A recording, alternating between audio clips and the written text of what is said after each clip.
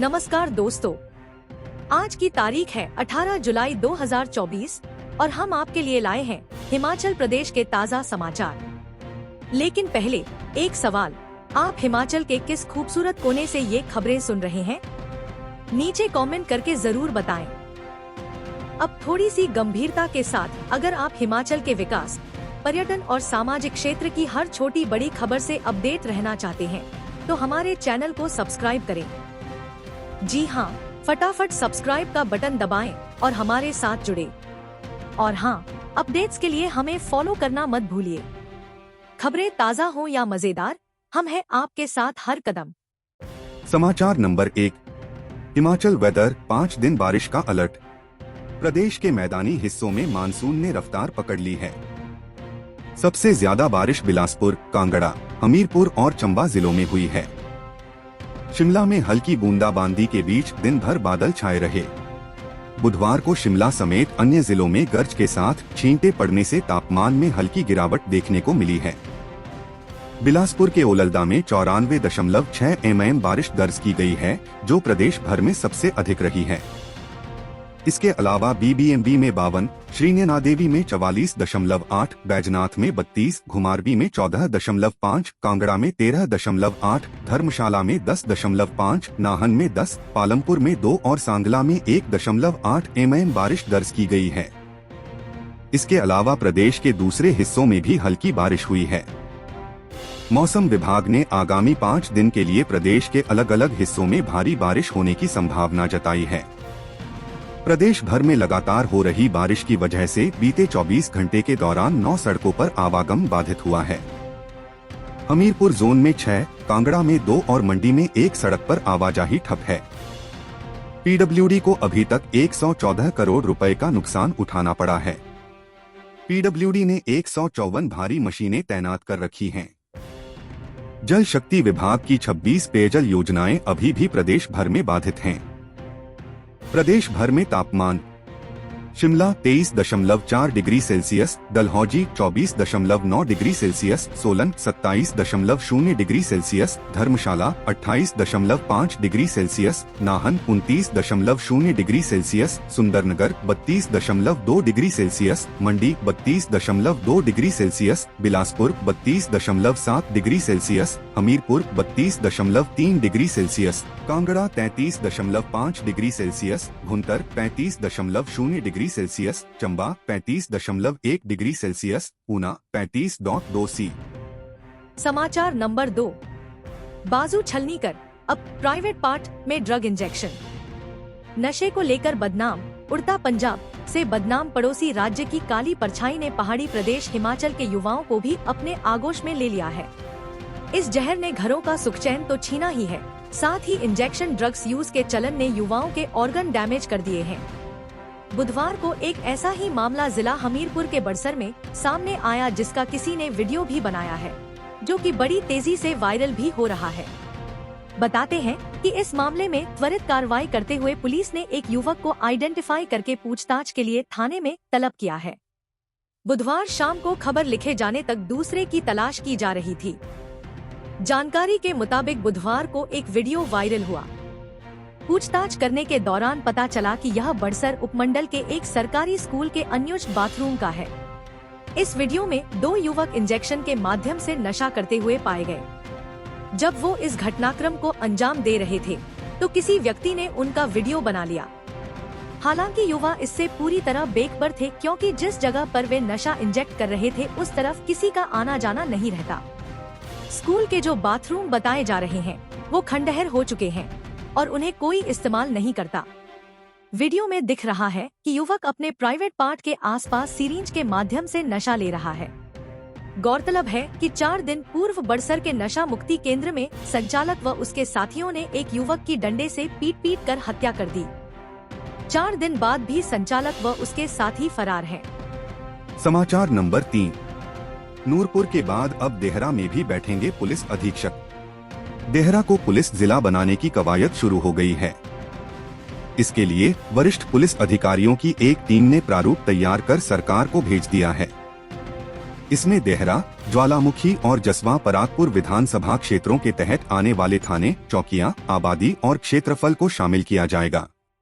क्षेत्रफल और जनसंख्या के हिसाब से कुछ नए पुलिस स्टेशन भी खोले या साथ लगते क्षेत्रों के पुलिस स्टेशनों को भी इसमें जोड़ा जा सकता है। इससे पहले कांगड़ा जिला को ही तोड़कर नूरपुर पुलिस जिला बनाया जा चुका है। बॉर्डर एरिया में क्राइम की घटनाएं अधिक होने के चलते यह निर्णय लिया गया था। ऐसे में अब प्रदेश के सबसे बड़े जिला कांगड़ा में सिर्फ पालमपुर ही ऐसा क्षेत्र रहा है जहां पर अलग से एसपी नहीं होंगे, जबकि अन्य सभी पुराने सब डिवीजन को पुलिस जिलों में बदला जा रहा है। इससे एसपी कांगड़ा का दायरा भी कम हो जाएगा और आने वाले समय चुनिंदा क्षेत्र ही एसपी कांगड़ा के दायरे में रहेंगे।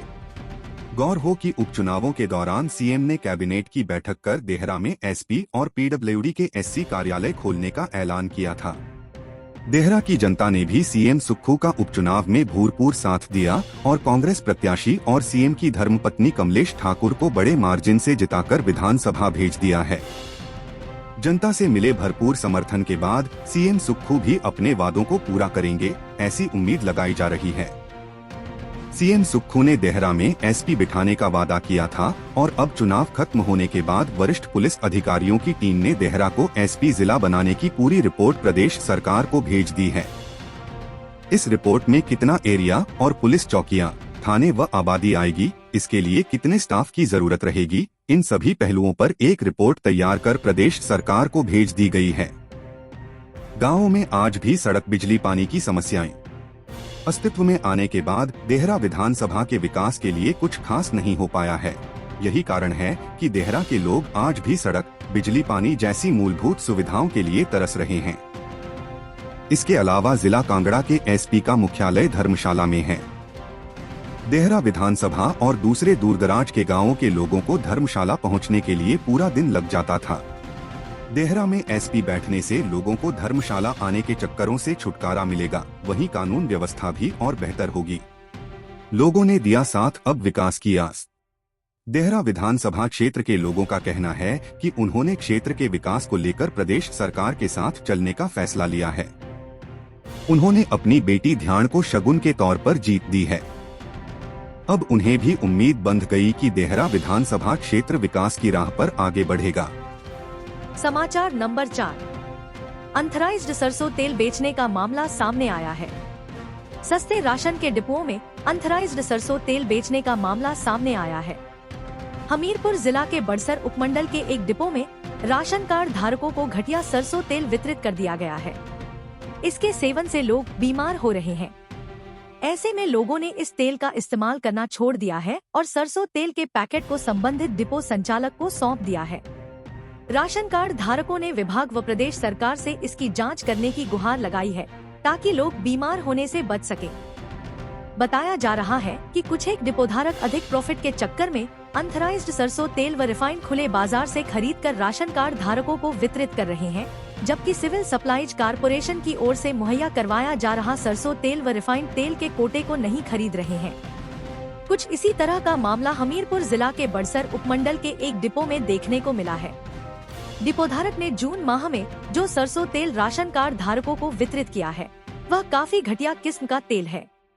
लोगों की माने तो पैकेट खोलते ही गंदी बदबू आ रही है और तेल भी काफी मटमैला है। बोतल में डालने के उपरांत सरसों तेल घी की तरह जम रहा है। यही नहीं, गर्मी के हाई टेम्परेचर में भी सरसों तेल जम जाना हैरान करने वाला है। लोगों का कहना है कि इसके सेवन से पेट खराब होना, टांगों में दर्द और दिल की धड़कन तेज हो रही है। ऐसे में गांव के बच्चे बूढ़े बीमार हो रहे हैं। लोगों ने अब घटिया तेल के पैकेट और तेल डिपो संचालक को सौंप दिए हैं। डिपो संचालक ने राशन कार्ड धारकों को जून माह में 2-2 पैकेट सरसों तेल के वितरित किए थे। बड़सर उपमंडल के शिकायतकर्ता सुरजीत सिंह का कहना है कि जून माह में डिपो संचालक ने सभी राशन कार्ड धारकों को सरसों तेल के 2-2 पैकेट दिए थे। जब उन्होंने सरसों तेल के पैकेट को घर पर जाकर खोला तो उसके अंदर से गंदी बदबू आ रही थी और तेल भी मटमैला था। तेल को बोतल में डालकर छोड़ दिया गया। अगले दिन जब वह खाने में तेल डालने लगे तो तेल की आधी बोतल जम गई थी। ऐसे में उन्हें शक हुआ कहीं न कहीं यह तेल घटिया है। जब उन्होंने आसपास के लोगों से भी तेल के बारे में पूछा तो उन लोगों का तेल भी काफी मटमैला और घटिया था। समाचार नंबर 5, जितना बड़ा व्यापारी उतनी ही धरोहर राशि। बागबानों से ठगी को रोकने के लिए इस बार एपीएमसी अपने स्तर पर काम कर रहा है। हर साल बागबानों को लाखों रुपए की ठगी हो जाती है, लेकिन किसी को पकड़ा नहीं जाता। मामला पुलिस के पास रहता है, परंतु फिर भी कुछ हाथ नहीं आता। ऐसे में यहाँ आढ़तियों पर पहले से सख्ती करने की सोची गई है और इसी सख्ती को लेकर सरकार ने एपीएमसी के माध्यम से इन आढ़तियों से ज्यादा सिक्योरिटी राशि रखने का प्रावधान किया है। जितना बड़ा कारोबारी उतनी ही ज्यादा धरोहर राशि उसको लगाई जा रही है। जानकारी के अनुसार सरकार के निर्देशों पर एपीएमसी शिमला किन्नौर, जिसके माध्यम से सेब का कारोबार सबसे ज्यादा होता है, ने बड़े आढ़तियों जो करोड़ों रुपए का कारोबार करते हैं, उनसे धरोहर राशि के रूप में 25 से 30 लाख रुपए की राशि रखने का प्रावधान किया है।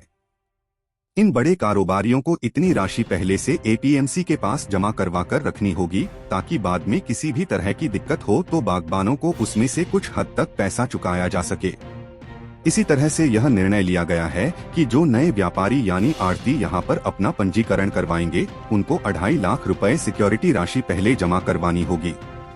वहीं जो सालों से यहाँ पर कारोबार कर रहे हैं और उनका व्यापार मध्य क्रम का रहता है, उन पर 5 लाख रुपए की धरोहर राशि तय की गई है, जो पहले ही एपीएमसी को चुकता करनी होगी।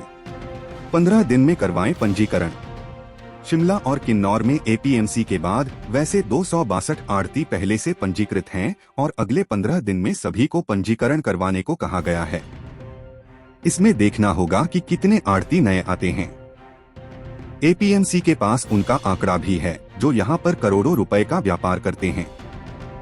उनके पिछले कारोबार को ध्यान में रखते हुए उनसे 25 से 30 लाख रुपए की राशि पहले ही जमा कर ली जाएगी। आढ़तियों के बनाए जाएंगे आई कार्ड। प्रदेश में सेब बागबानों से ठगी के मामले कम नहीं हैं। सरकार ने पिछले साल विशेष जांच दल भी बनाया था, जिसने कई क्षेत्रों में जाकर दूसरे राज्यों में दबिश दी, मगर सभी मामलों को सुलझा नहीं पाए। इस बार आढ़तियों के विशेष रूप से आई कार्ड भी बनवाए जा रहे हैं, ताकि बागबान उन्हीं से व्यापार करें जो एपीएमसी के पास पंजीकृत हैं। अगर इनके अलावा किसी अन्य आढ़ती से बागबान व्यापार करते हैं तो वो उनकी सिरदर्दी होगी। सरकार और एपीएमसी यह प्रयत्न कर रहे हैं कि इस बार के सेब सीजन में बागबान ठगी का शिकार न हो। पंजीकृत आढ़ती तो ही करें कारोबार।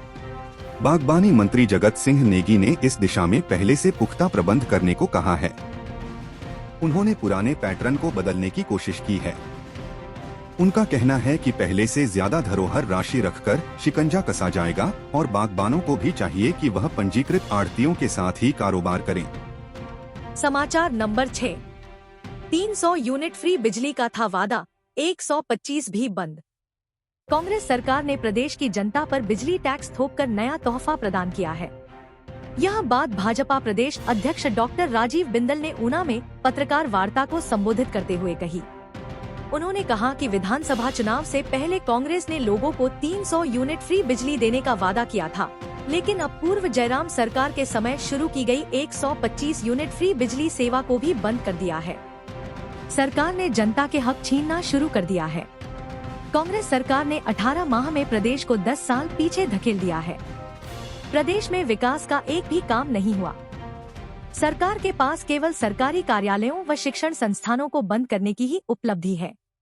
डॉक्टर राजीव बिंदल ने कहा कि हाल ही में हुए चुनाव में 4 लोकसभा, 3 विधानसभा व 1 राज्यसभा चुनाव में कांग्रेस को करारी शिकस्त मिली। इसके बावजूद कांग्रेस जीत का गलत नैरेटिव सेट करने का प्रयास कर रही है। हमीरपुर संसदीय क्षेत्र में अनुराग ठाकुर ने बड़ी जीत हासिल की। हमीरपुर संसदीय क्षेत्र की 17 विधानसभा क्षेत्रों में 16 विधानसभा क्षेत्र में अनुराग ठाकुर को बढ़त मिली। मुख्यमंत्री अपने विधानसभा क्षेत्र में कांग्रेस प्रत्याशी को बढ़त नहीं दिला पाए। इस मौके पर भाजपा प्रदेश महामंत्री सिद्धार्थन, बिहारी लाल शर्मा, सिकंदर कुमार, पूर्व मंत्री वीरेंद्र कंवर, बलबीर चौधरी, राजेश ठाकुर, कर्ण नंदा, राजकुमार पठानिया आदि उपस्थित थे। बिंदल बोले, हिमाचल प्रदेश में सिर्फ मित्रों की सरकार। बिंदल ने कहा कि कांग्रेस सरकार मित्रों की सरकार बनकर रह गई है। उन्होंने कहा कि कांग्रेस सरकार में केवल बंद और बंद का कार्य हुआ है।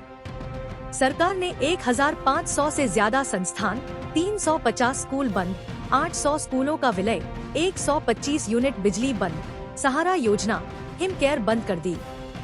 हालात यह है कि सरकार इन जन विरोधी निर्णयों को अपनी उपलब्धि मान रही है। क्या विरोध के तूफान को शांत कर पाएगी बीजेपी? पहले राज्यसभा चुनाव, फिर विधानसभा उपचुनाव। इस सारे घटनाक्रम के दौरान भाजपा के भीतर सियासी लावा सुलग रहा है। हालात यह है कि ऊना में गुरुवार से शुरू होने वाली प्रदेश कार्य समिति की बैठक से पहले ही पार्टी के कुछ नेताओं के खिलाफ सोशल मीडिया मुहिम शुरू हो गई है। ऐसे में सवाल उठ रहे हैं कि क्या भाजपा पार्टी के भीतर उठे तूफान को शांत करने के लिए कोई प्लान तैयार करेगी? सबका साथ सबका विकास करने का दावा भले ही बीजेपी करती हो, लेकिन जिस तरह का असंतोष और मोर्चाबंदी हो रही है वह भविष्य के लिए सुखद संकेत नहीं दे रही है। प्रदेश के सबसे बड़े जिला कांगड़ा और हमीरपुर में इस तूफान की बयार साफ दिख रही है। नेताओं एवं पार्टी पदाधिकारियों में समन्वय न होने और कुछ लोगों से कोई संवाद ही न हो पाने से बढ़ता असंतोष अब लावा बनने लगा है। जनता नाराज या भाजपा कैडर? हिमाचल प्रदेश में राज्यसभा चुनावों को दौरान पैदा हुई सियासी हलचल आखिर भाजपा के 1 दर्जन से अधिक नेताओं के लिए भारी पड़ गई। संबंधित विधानसभा क्षेत्रों में पूर्व में प्रत्याशी रहे और अभी जिन्हें दूसरे दल से लेकर टिकट दिए, वे हार के बाद क्या करेंगे? यह सबसे बड़ा सवाल बन गया है। भाजपा ने जिनके सहारे राज्यसभा का चुनाव तो जीत लिया, लेकिन उपचुनाव में राज्यसभा चुनाव के जिताऊ मोहरे विधानसभा उपचुनावों में पूरी तरह से चित हो गए। भारी पड़ी नेताओं की अनदेखी। उपचुनाव के बाद बेशक भाजपा हाईकमान ने सभी को अपना प्रत्याशी घोषित कर दिया था, लेकिन 6 हार ने हिमाचल प्रदेश की सियासत में नई चर्चा छेड़ दी है। राजनीतिक विशेषज्ञ यह भी मानते हैं कि भाजपा हाईकमान ने कांग्रेस से बगावत करने वालों को टिकट तो दे दिया, लेकिन जमीनी स्तर के कार्यकर्ताओं और उस विधानसभा के स्थापित नेताओं को विश्वास में न लेने के कारण अंदर खाते नाराज कर्मठ कार्यकर्ताओं ने उपचुनाव में ज्यादा दिलचस्पी नहीं दिखाई। उपचुनाव की बगावत पर फैसला लेगी भाजपा। सुजानपुर, देहरा, गगरेट, कुटलहड़ की हार की होगी समीक्षा। हिमाचल में शुरू होने वाले सदस्यता अभियान को लेकर भी चर्चा। हिमाचल भाजपा लोकसभा चुनाव और विधानसभा उपचुनाव में हुई बगावत पर फैसला लेने जा रही है। प्रदेश कार्य समिति की बैठक 18 और 19 को ऊना जिला में होगी। इसमें केंद्रीय ऊर्जा मंत्री मनोहर लाल खट्टर विशेष रूप से शिरकत कर रहे हैं। पहले राष्ट्रीय भाजपा अध्यक्ष जेपी नड्डा के आने का कार्यक्रम था, लेकिन व्यस्तता के कारण वह नहीं आ पाएंगे। गुरुवार दोपहर बाद विस्तारित प्रदेश कार्य समिति के साथ 2 दिन की बैठकों की शुरुआत हो रही है। इन बैठकों में प्रदेश पदाधिकारी कोर कमेटी सदस्यों, संसदीय क्षेत्र प्रभारी और सह प्रभारी, सभी मोर्चों के प्रदेश अध्यक्ष और सोशल मीडिया विभाग के प्रदेश संयोजक इत्यादि बुलाए गए हैं। जिला अध्यक्ष और महामंत्री, भाजपा मंडल अध्यक्ष और महामंत्री, मोर्चों के प्रदेश अध्यक्ष और महामंत्री, सभी मोर्चों के सभी जिला अध्यक्ष, जिला परिषद अध्यक्ष एवं उपाध्यक्ष, बीडीसी के अध्यक्ष एवं उपाध्यक्ष, नगर निगम, नगर परिषद, नगर पंचायत के अध्यक्ष एवं उपाध्यक्ष, नवनिर्वाचित विधायक एवं 2024 के प्रत्याशी भी इन बैठकों में रहेंगे। इस बैठक के एजेंडा में राज्य में नया सदस्यता अभियान चलाने को लेकर फैसला होगा और लोकसभा चुनाव और विधानसभा उपचुनाव में हुई जीत हार पर भी चर्चा होगी। विधानसभा उपचुनाव में कई सीटों पर भाजपा को हार मिली थी। अचानक कांग्रेस से आए नेताओं को टिकट देने के कारण कई सीटों पर अपने नेताओं ने साथ नहीं दिया था। चुनाव के दौरान ही कांगड़ा से भाजपा नेता कृपाल परमार का सोशल मीडिया पर एक बयान भी वायरल हो गया था। पूर्व मंत्री रमेश धवाला जैसे कई नेताओं के घर जाकर मनाने की कोशिश की गई, लेकिन रिजल्ट नहीं मिला। भाजपा को लोकसभा चुनाव में लीड मिलने के बावजूद सुजानपुर, देहरा, गगरेट, कुटलहड़ में हार का सामना करना पड़ा था। इन सीटों पर प्रत्याशियों ने शिकायत पार्टी को दी हुई है। समाचार नंबर 7। प्रदेश के 7 जिलों में बनेंगे 161 ट्राउट रेस बेज। मत्स्य पालन के जरिए लोगों को स्वरोजगार की राह पर ले जाने के लिए विभाग जमीनी स्तर पर काम कर रहा है। कॉमन कार्प के अलावा ट्राउट पालन से लोगों को जोड़ने के लिए हर स्तर पर प्रयास किए जा रहे हैं। इस साल प्रदेश भर में निजी क्षेत्र में 161 नए ट्राउट रेस बेज तैयार करने का लक्ष्य तय किया है। खास बात यह है कि रेस बेज निर्माण के लिए बाकायदा सब्सिडी दिए जाने का भी प्रावधान है। मत्स्य निदेशालय बिलासपुर में कार्यरत सहायक निदेशक डॉक्टर सोमनाथ ने बताया कि प्रदेश के 7 जिलों शिमला, किन्नौर, कुल्लू, मंडी, चंबा, कांगड़ा और सिरमौर में रेस बेज बनेंगे। इसके लिए सामान्य वर्ग को 40%, जबकि अनुसूचित जाति एवं जनजाति वर्ग के अलावा किसी भी जाति विशेष से संबंधित रखने वाली महिलाओं के लिए 60% तक सब्सिडी प्रदान की जाएगी। प्रदेश में इस समय 742 मत्स्य पालन कार्यरत हैं और निजी क्षेत्र में 1422 यूनिट स्थापित किए गए हैं। खास बात यह है कि इस वर्ष प्रदेश भर में 1388 मीट्रिक टन ट्राउट प्रजाति की मछली की पैदावार दर्ज की गई है। ऐसे में हर साल 10 से 15% तक मछली पैदावार में बढ़ोतरी दर्ज की जा रही है। सामान्य वर्ग के लिए 40% सब्सिडी। मत्स्य विभाग के निदेशक विवेक चंदेल ने बताया कि प्रदेश के 7 जिलों में इस वर्ष 161 रेसबेज बनेंगे। इसके लिए प्रक्रिया शुरू कर दी गई है। रेसबेज बनाने के लिए बाकायदा सरकार की ओर से सब्सिडी प्रदान की जाएगी, जिसके तहत सामान्य वर्ग के लिए 40%, जबकि SC/ST व किसी भी जाति विशेष से संबंध रखने वाली महिलाओं के लिए 60% तक सब्सिडी दिए जाने का प्रावधान है। महाशीर मछली की फीड का होगा ट्रायल। मत्स्य निदेशक विवेक चंदेल के अनुसार महाशीर प्रजाति की मछली की फीड का फार्मूला भी cold water fisheries research institute Bhimtal Uttarakhand से लिया जाएगा। इसका बाकायदा ट्रायल किया जाएगा और यदि ट्रायल सक्सेस रहता है तो MOU साइन किया जाएगा। नालागढ़ में तैयार की जा रही रूपचंदा। प्रदेश में नालागढ़ कार्प फिश फार्म में रूपचंदा नाम की मछली की नई वैरायटी तैयार की जा रही है, जिसका बीज वहां पर तालाबों में डाला जा चुका है। अन्य प्रजाति की मछलियों के मुकाबले इस मछली की ग्रोथ काफी सही है और इस प्रजाति का बीज तैयार होने के बाद इसे किसानों को भी उपलब्ध करवाया जाएगा। समाचार नंबर 8। श्री ज्वालामुखी मंदिर ट्रस्ट को 1 लाख रुपए जुर्माना। प्रदेश हाई कोर्ट ने टेंडर हासिल करने के बावजूद रुकावट रहित कैफेटेरिया और पार्किंग स्थल न सौंपने पर श्री ज्वालामुखी मंदिर ट्रस्ट पर 1 लाख रुपए का जुर्माना लगाया है। मुख्य न्यायाधीश MS रामचंद्र राव और न्यायाधीश सत्येन वैद्य की खंडपीठ ने प्रार्थी रजत ठाकुर की याचिका को स्वीकार करते हुए मंदिर ट्रस्ट को प्रार्थी द्वारा जमा की गई 29 लाख रुपए की अग्रिम राशि 6% ब्याज सहित लौटाने के आदेश भी दिए। मामले का निपटारा करते हुए कोर्ट ने कहा कि प्रतिवादियों का आचरण न केवल मनमाना है बल्कि दुर्भावना से भी ग्रसित है। मंदिर ट्रस्ट के अधिकारी सार्वजनिक अधिकारी हैं, इसलिए उनसे याचिका का बेतुका बचाव करने की उम्मीद नहीं की जा सकती और न ही उन्हें ऐसा करने की अनुमति दी जा सकती है। प्रतिवादियों ने याचिकाकर्ता को अपना व्यवसाय चलाने के अवसर से गलत और अवैध रूप से वंचित किया है। मामले के अनुसार मंदिर ट्रस्ट ने ई प्रोक्योरमेंट नोटिस के माध्यम से SDM कार्यालय, ज्वालामुखी मंदिर जिला कांगड़ा से सटे कैफेटेरिया इंडोर और आउटडोर, रसोई, शौचालय, स्टोर व कॉमन एरिया और 222 वाहनों की इंडोर पार्किंग को पट्टे पर देने के लिए बोलियां आमंत्रित की। याचिकाकर्ता ने निविदा प्रक्रिया में भाग लिया और उसे H1 घोषित किया गया। याचिकाकर्ता को 21 दिसंबर 2021 को अवार्ड पत्र जारी किया गया था। इसके तहत उसे 15 दिन के भीतर एग्रीमेंट करने के अलावा 1 सप्ताह के भीतर सिक्योरिटी के रूप में 25 लाख रुपए की राशि जमा करने की आवश्यकता थी। याचिकाकर्ता को दी गई 2 साल की लीज अवधि समझौते पर हस्ताक्षर करने की तारीख से शुरू होनी थी। याचिकाकर्ता ने निर्धारित समय के भीतर 25 लाख रुपए की राशि जमा की। हालांकि औपचारिक एग्रीमेंट नहीं किया गया। 28 मई 2022 और 23 जुलाई 2022 को जारी किए गए आदेशों के माध्यम से याचिकाकर्ता को दिए गए कार्य को रद्द करने से व्यथित होकर याचिकाकर्ता ने याचिका के माध्यम से हाईकोर्ट का दरवाजा खटखटाया। याचिकाकर्ता का आरोप था कि औपचारिक एग्रीमेंट मंदिर ट्रस्ट के साथ इसलिए नहीं किया जा सका क्योंकि प्रतिवादी बाधा मुक्त साइट तथा पानी और बिजली कनेक्शन प्रदान करने में विफल रहे। याचिकाकर्ता द्वारा जमा की गई 4 लाख रुपए की EMD और 25 लाख रुपए की सिक्योरिटी राशि जब्त करने का अधिकार था। समाचार नंबर 9।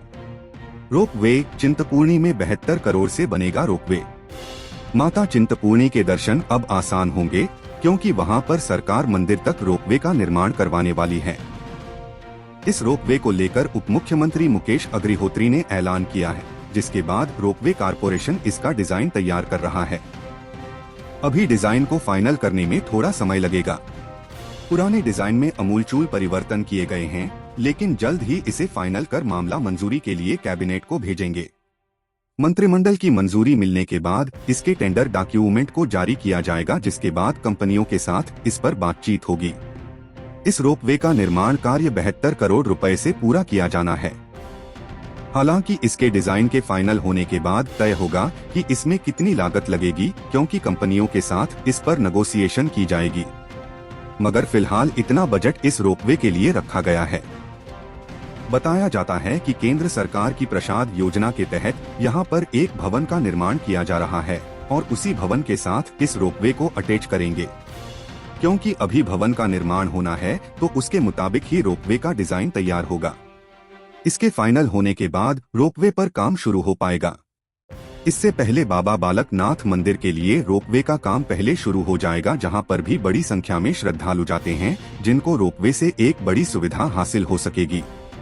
अलग अलग मंदिरों को रोपवे से जोड़े की योजना पर काम चल रहा है। समाचार नंबर 10। SJVN के साथ बात को हिमाचल सरकार तैयार। अब ये तो तय है कि राजनीति में हंसी मजाक की कमी नहीं है। हिमाचल सरकार और सतलुज जल विद्युत निगम लिमिटेड SJVN के बीच जो विवाद चल रहा है वो किसी फिल्मी कहानी से कम नहीं है। पहले सरकार ने 12 साल के लिए 20% रॉयल्टी मांगी, फिर अगले 18 साल के लिए 30% और आखिरी 10 साल के लिए 40%।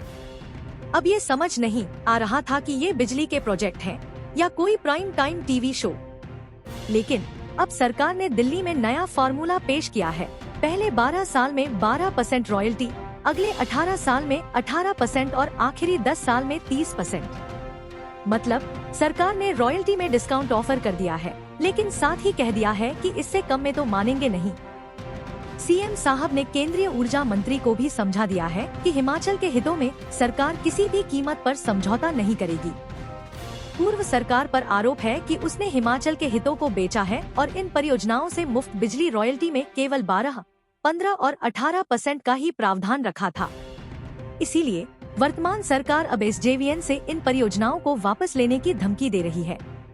अब देखना यह है कि दिल्ली में PM और ऊर्जा मंत्री के साथ बातचीत के बाद क्या निकलेगा। कहीं ऐसा न हो कि ये विवाद हिमाचल की सर्दियों की ठंड में और भी जम जाए। कुल मिलाकर उम्मीद है कि ये विवाद जल्द सुलझ जाएगा और हिमाचल को उसका ज्यादा हक मिल सकेगा, वरना हिमाचल के लोग तो ये सोचने पर मजबूर हो जाएंगे कि बिजली का बिल कम होगा या नहीं। समाचार नंबर 11। PhD शारीरिक शिक्षा की प्रवेश परीक्षा रद्द। अब बताइए, शारीरिक शिक्षा की PhD करने वालों को भी कोर्ट जाना पड़ गया। ऐसा लगता है कि HPU ने परीक्षा आयोजित करते समय सोच लिया था, चलो आज कुछ तूफानी करते हैं, और नतीजा यह हुआ कि हाई कोर्ट ने उनकी प्रवेश परीक्षा को रद्द कर दिया। मुख्य न्यायाधीश MS रामचंद्र राव और न्यायाधीश सत्येन वैद्य की खंडपीठ ने न्यायाधीश ज्योत्सना रिवाल दुआ की एकल पीठ के फैसले को सही ठहराया। विश्वविद्यालय ने परीक्षा आयोजित करने में UGC के नियमों की धज्जियां उड़ा दी। परीक्षा में सिर्फ 10 प्रश्न अनुसंधान पद्धति के थे, जबकि 40 होने चाहिए थे। लगता है HPU ने सोचा होगा, चलो थोड़ी मस्ती कर लेते हैं नियम कायदों को छोड़कर, लेकिन ये मस्ती उनको भारी पड़ गई। अक्षय कुमार और अन्य 10 प्रार्थियों का आरोप था कि UGC नियम संख्या 5:02 के तहत PhD की प्रवेश परीक्षा में 50 प्रश्न अनुसंधान पद्धति और 50 प्रश्न विषय विशिष्ट के होने थे। लेकिन विश्वविद्यालय ने 80 प्रश्नों की प्रवेश परीक्षा में अनुसंधान पद्धति के सिर्फ 10 प्रश्न ही पूछे, जबकि बाकी सवाल ऐसे थे जैसे कि PT उषा की दौड़ का टाइम बताओ और कपिल देव का बॉलिंग एक्शन कौन सा है। प्रार्थियों ने जब परिणाम घोषित होने के बाद विश्वविद्यालय के समक्ष प्रतिवेदन किया तो विश्वविद्यालय ने सोचा, अरे यार कोई फर्क नहीं पड़ता, चलो नजरअंदाज कर देते हैं। लेकिन कोर्ट ने कहा, ऐसा नहीं चलेगा भाई। अब HPU को फिर से प्रवेश परीक्षा आयोजित करने का आदेश मिला है। तो अब देखना ये है कि अगली बार विश्वविद्यालय क्या नया तूफानी करता है। PhD उम्मीदवारों को फिर से तैयारी करने का मौका मिल गया है और उम्मीद है कि इस बार विश्वविद्यालय नियमों का पालन करेगा, वरना ये मामला शारीरिक शिक्षा के बजाय शारीरिक मस्ती का बन जाएगा। समाचार नंबर 12। साधु संतों को धीर गंभीर रहने की जरूरत। गोवर्धनपुरी पीठाधीश्वर जगतगुरु शंकराचार्य स्वामी श्री अधोक्षजानंद देव तीर्थ जी महाराज ने जब ज्वालामुखी मंदिर में पूजा अर्चना की तो ऐसा लगा जैसे उन्होंने साधु संतों को एक नई गाइडलाइन दे दी हो, धीर और गंभीर रहने की।